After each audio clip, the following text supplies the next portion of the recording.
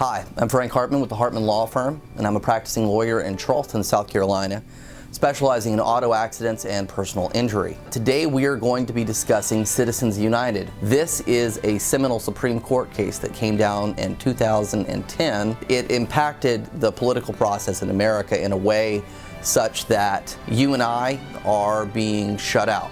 Our voices are being shut out. That being said, we're going to cover three things in this particular video. One, stare decisis. It's a Latin phrase that means that if a legal issue has already been decided by a previous court, any court that subsequently has that legal issue presented to it has to abide by that previous legal precedent. If there was a previous rule, the new court has to follow it. In Citizens United, the Supreme Court overturned about 100 years of Supreme Court precedent. That's why there has been such an uproar about this particular Supreme Court decision. In 1907, there was a piece of legislation called the Tillman Act that was passed by, obviously, the Congress, but the then President Teddy Roosevelt. He was elected in 1904 as an independent. He was able to get into the presidency through a lot of high-dollar corporate backers. Interestingly enough, there was a huge backlash against corporate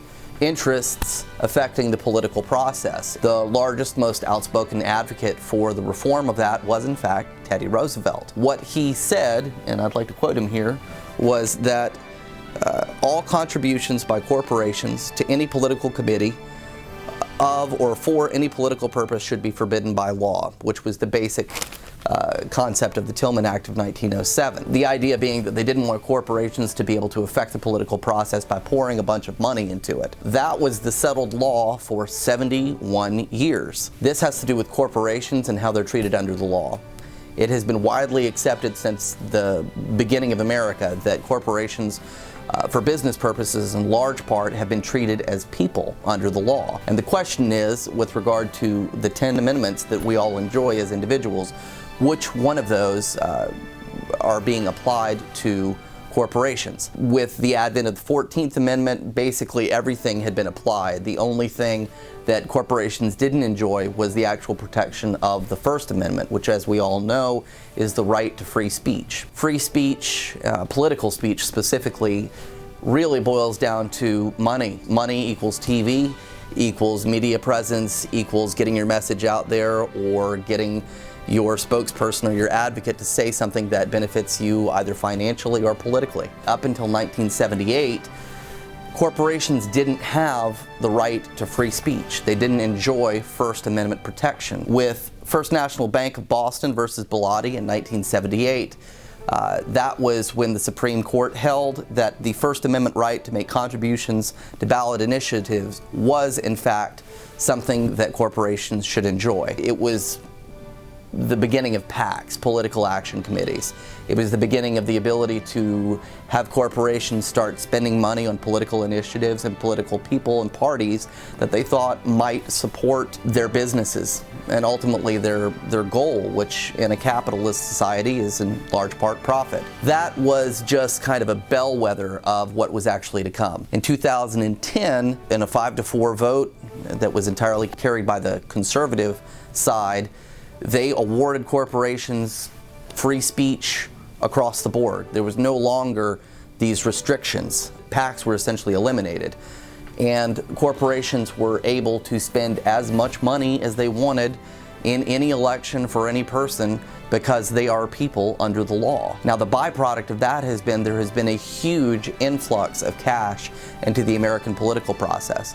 And for you and I, who are the $20, $25, $100 contributors to politicians, to some extent our voices are being drowned out. If you've got a guy who's cutting a check for $1 million as opposed to me writing a check for $150, which politician do you think is going to listen to me? My check kind of gets lost in the large backdrop of cash that's flowing. To put that in perspective, if we go back to the election of 2008, when then President-elect Obama was seeking office. Both candidates spent over $700 million apiece on that particular election, obviously with President Obama being victorious. In 2012, when President Obama was seeking re-election, they spent over $1 billion. That was just Obama and Mitt Romney, who was also seeking political office for the Republican Party. Now we're in another political environment in 2016. Both candidates, once we actually get to the general election, are going to spend well over $1 billion.